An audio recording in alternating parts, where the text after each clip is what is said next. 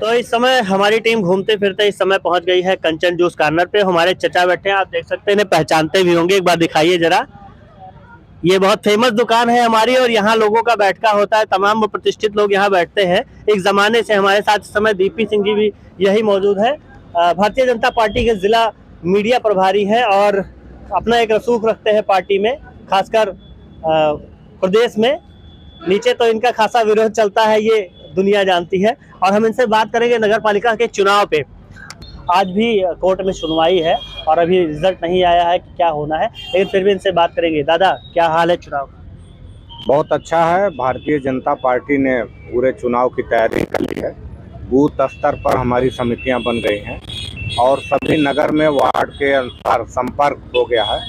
Bharatiya Janata party की सरकार ने जो नगर क्षेत्र में काम किए हैं उसके पत्रक घर घर तक पहुंचा दिए गए हैं। पूरी तैयारी है, जब भी चुनाव सरकार चाहे तब करा सकती है। आपने भी आवेदन किया है और धीरेन्द्र प्रताप सिंह धीरू जी ने भी आवेदन किया है। ऐसे करीब 30 प्रत्याशी मेरे ख्याल से हैं जिन्होंने आवेदन किया है टिकट के लिए। टिकट कहाँ जा रहा है, क्या लगता है? देखिए, टिकट तो मांगने का सभी को अधिकार है जो भी काम कर रहे हैं, और भारतीय जनता पार्टी ने भी निर्णय लिया है कि जिताऊ एवं टिकाऊ प्रत्याशी को लड़ाएंगे। और धीरेन्द्र प्रताप सिंह धीरू जी ने बलरामपुर में जब कोरोना शुरू हुआ तो आप सभी जानते हैं कि उन्होंने फ्री राशन जो है खाना बनवा के वितरित किया, राशन बनाया। मंदिर मस्जिदों में भी जो इमाम थे या पुजारी थे बंद था, वहाँ भी ऐसा कोई क्षेत्र नहीं है जहाँ पर जो लोग ड्यूटी पे थे उनकी सेवा की उन्होंने। भोजन, पानी, मास्क, अंगोछा सब उपलब्ध कराया और निरंतर सेवा करते आ रहे हैं। चूँकि उनका जन्म बलरामपुर शहर में हुआ है और उनका दिल है बलरामपुर से ये अच्छा शहर बने। तुलसीपुर और उतरौला इससे बलरामपुर से ज़्यादा अच्छा है, जबकि ये मुख्यालय का सीट है और यहाँ पर कोई बहुत अच्छी सुविधा नहीं है। तो उन्होंने जिलाधिकारी को एक ज्ञापन दिया कि जो है हम एक ओपन जिम यहाँ लगाना चाहते हैं ताकि लोग स्वस्थ रहें। फिर उन्होंने 4-5 चौराहों का सुंदरीकरण और मूर्ति लगाने की अनुमति मांगी कि हम अपने पैसे से इसको लगाएंगे, लेकिन वो अनुमति नहीं दी गई। और नगर पालिका स्वयं शासी संस्था है, बिना अनुमति के नगर में कोई कार्य नहीं हो सकता। तो फिर ये मन में आया होगा कि बोर्ड अपनी हो तो हम ये काम कराएं, जो हमारा सपना है वो बोर्ड के माध्यम से भी हो, सरकारी धन से भी हो, जहां कमी हो हम अपने धन से करें। तो इसलिए उन्होंने आवेदन किया। आपने अपने जीवन के करीब 35 साल भारतीय जनता पार्टी को दे दिए। मेरे ख्याल से ये पहला चुनाव होगा जब आप भारतीय जनता पार्टी से कोई टिकट मांग रहे हैं। तो ऐसे में क्या लगता है, भारतीय जनता पार्टी आपके जो आपने त्याग किया है 35 सालों का, उसका फल आपको मिलेगा? देखिए, हम तो निष्ठावान और जिम्मेदार सिपाही हैं पार्टी के और काम कर रहे हैं। हमने पार्टी कभी ध्यान देगी, कोई पद का बहुत लालसा हमको नहीं रहा। और भारतीय जनता पार्टी में 1990 में हमने ज्वाइन किया है, तभी से लगभग 1-2 पद हमेशा हमारे पास रहते हैं। हमको जिम्मेदारी पार्टी देती है। चुनाव चूँकि बलरामपुर शहर में ही हमने 35 साल, चाहे वो छात्र राजनीति के माध्यम से, और मैं लगातार जब भी राजनीति में था पत्रकारिता से भी मैं जुड़ा रहा। तो लोग हमारे पास आते थे कि चाहे वो छात्र नेता के रूप में या पत्रकार के नाते। भारतीय जनता पार्टी की सरकार नहीं थी तब भी हम प्रभावी ढंग से लोगों की सेवा करते थे और ईमानदारी से काम किया है। और मैं चूँकि सड़क पे ही रहता हूँ, गाड़ी में और मोटर में तो चलता नहीं, पैदल चलता हूँ, लोग मिलते रहते हैं। पैदल नहीं चलते आप? अब स्कूटी हो गई है कुछ सालों से, तो सड़क पर ही हैं, आम आदमी के बीच में रहते हैं। तो लोग आते हैं और बहुत ईमानदारी के साथ बिना चाय पिए उनका जो है मैं काम कराता हूँ। और ईश्वर की कृपा है कि जो भी समस्या आती है उसका समाधान बिना कराए मैं बैठता नहीं हूँ। इसलिए नगर में हर जात पंथ मजहब के लोग हमको चाहते हैं। उनका डिमांड था, तमाम मित्र और तमाम लोग मिलते थे कि भाई आप चुनाव लड़ेंगे, आप भी लड़िए। तो फिर हमने आवेदन किया और लोग अपनी बात रखी, प्रदेश महामंत्री से रखी अभी जो है उनका दौरा भी हुआ था कि कैसे आप जीत सकते हैं, क्यों जीत सकते हैं। उसमें हमने पूरी बात बताई, जिला प्रभारी जी को पूरा हमने इंटरव्यू दिया है कि पार्टी कैसे जीत सकती है। हमने उनसे कहा कि मैं चुका हूँ, लोगों का हमने काम किया है, ऐसा कोई परिवार नहीं है जिनके हम काम नहीं आए हैं, चाहे वो छोटा हो या बड़ा हो, हर परिवार से मेरा संबंध है। और 22 साल भारतीय जनता पार्टी यहाँ नहीं जीती है, चूँकि सरकार की क्षमता है। जैसे डबल इंजन की सरकार ने जो देश के अंदर जो विकास किया आज़ादी के बाद नहीं हुआ, अब पार्टी का प्रयास है कि ट्रिपल इंजन की सरकार हो। नगर चूँकि हमारा बहुत महत्वपूर्ण है, यहाँ भी काम हो, डेवलपमेंट हो, लोगों की समस्याओं का समाधान हो, तो उस दिशा में हमने भी आवेदन किया है। अगर पार्टी ने और लोगों ने मौका दिया, एक सपना है, एक विज़न है, जो धीरू सिंह का विज़न है वो मेरा विज़न है। हम लोग ईमानदारी के साथ काम करना चाहते हैं कि इस शहर को डेवलप किया जाए, यहाँ की समस्याएं समाप्त की जाएं। टिकट किसी को भी मिले, भारतीय जनता पार्टी के सामने मुख्य विपक्षी दल कौन होगा? देखिए, मुख्य विपक्षी दल तो अभी दल वल रह नहीं गया है, क्योंकि समाजवादी पार्टी के सामने लड़ रही है, बसपा से शाहबान अली आवेदन कर रहे हैं। सरकार ने कि दल तो समाप्त हो गया है। अगर हमको टिकट मिला तो सारी दल और जाति और पंथ और मजहब की सीमाएं टूट जाएंगी। फिर भी समाजवादी पार्टी, क्योंकि हम विपक्षी पार्टी है, और जो संभावित प्रत्याशी हैं उनके पिता जो है बलरामपुर में 15 साल चेयरमैन रहे हैं, तो उनका प्रभाव है और पार्टी का भी प्रभाव है।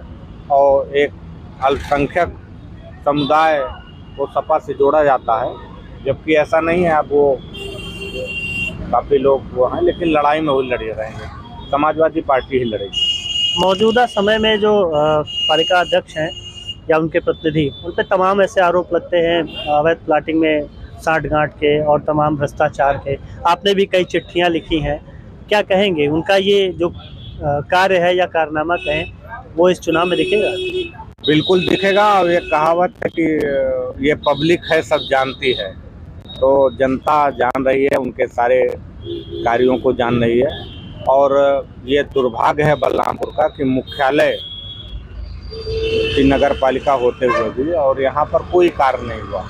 अब आप देखिए कि उतरौला में चौराहे की मूर्ति लगी है, उसका डेवलपमेंट हुआ। तुलसीपुर नगर पंचायत है, अभी आप लोगों ने 1 महीना पहले देखा होगा, कलश चौराहा बना है।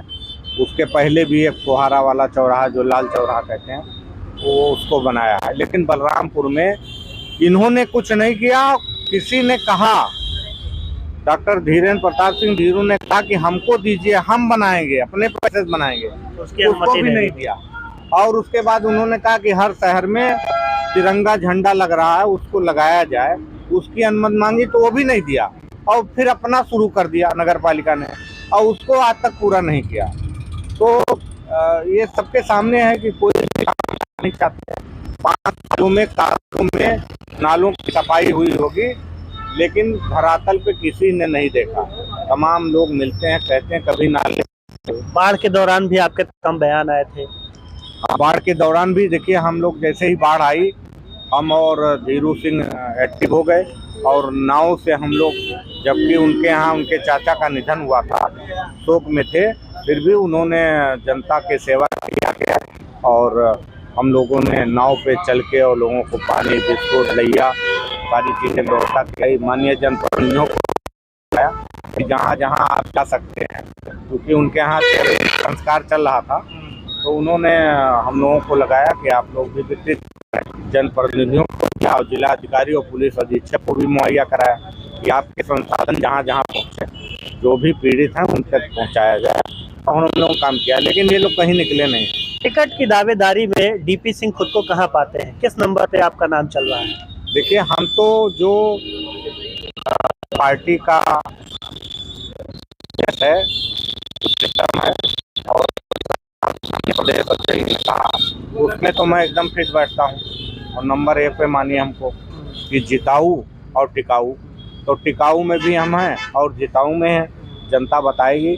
हमने अपने प्रार्थना पत्र में भी लिखा है कि अगर आपको विश्वास नहीं हो तो आम जन से हमारे बारे में राय ले ली जाए। कि वो क्या कहते हैं। भाजपा का ही एक धड़ा है जो ये चर्चा करता है कि डीपी सिंह का नाम बहुत नीचे चला गया है, और नीचे चला गया है इसलिए धीरेन्द्र प्रताप सिंह धीरू जो साईं भक्त है उनको आगे आना पड़ा है। कितनी सच्चाई है इन बातों में?